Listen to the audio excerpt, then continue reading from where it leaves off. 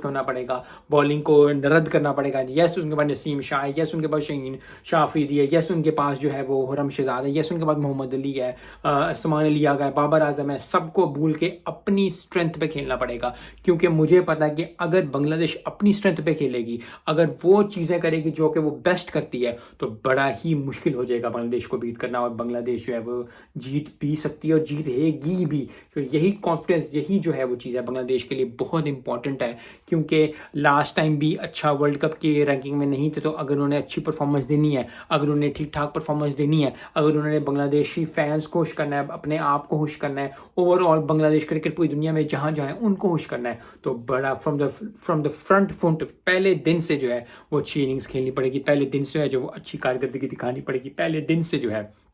وہ بہترین کھیل کے پیش کرنا پڑے گا. کیونکہ اگر وہ کھیل پیش کریں گے, اگر وہ اچھا کھیل پیش کریں گے, اگر وہ زبردست پرفارمنس دیں گے,